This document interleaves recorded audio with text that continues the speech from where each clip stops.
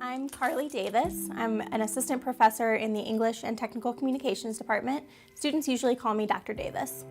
Well, the thing I like about teaching technical communication is that it helps students communicate their expertise in whatever job field they go into.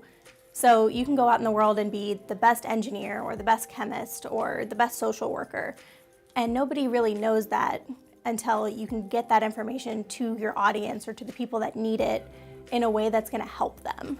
So I like that my courses help create that flexible communication environment.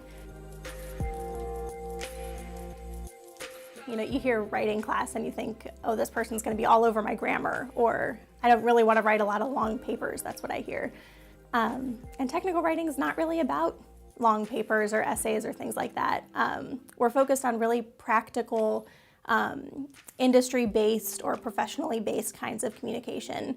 So I think students like the hands-on nature of that. In any course I teach, we're going to do a lot of case-based learning, or sometimes we call them messy problems or wicked problems.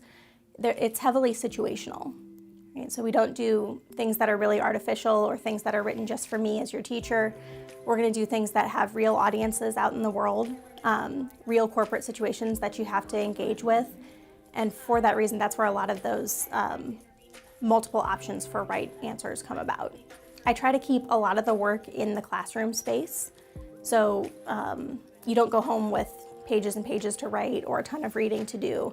It's more that hands-on engagement in the class. We're going to produce part of the document. We're going to test it with users and see if that actually works or if there's something that needs tweaked. You're going to do that kind of experimental, experiential learning. For example, a lot of times writing classes will give a template for how an assignment's supposed to look. Like, this is how you write a proposal, or this is how you write a set of instructions. And then students mimic the template, turn in the work, and then they're done. And I don't really care for that approach because 18 months from now or 5 years from now, those documents are going to look drastically different. We're going to have different capabilities, our audience is going to need and expect different things. So my philosophy is the more you know about why a document looks the way that it does, or where the expectations come from for a certain genre, the more successful you're going to be at adapting yourself in the future.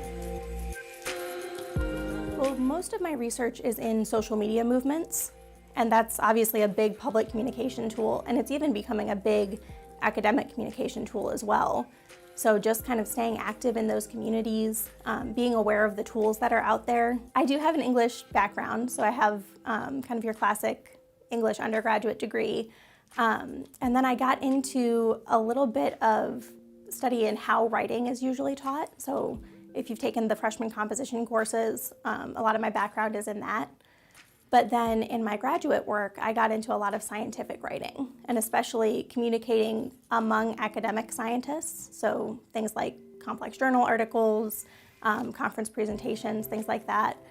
But also communicating science to the public in a way that helps get grant funding or get some momentum behind scientific initiatives and things like that.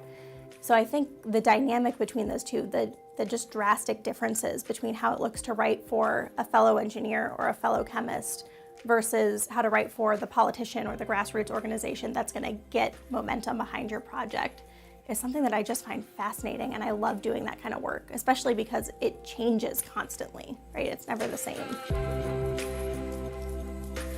So the best way to be successful in this class is to communicate with me early and often, just about all of your projects, any of your work. I do hold office hours regularly, and those are included on the syllabus.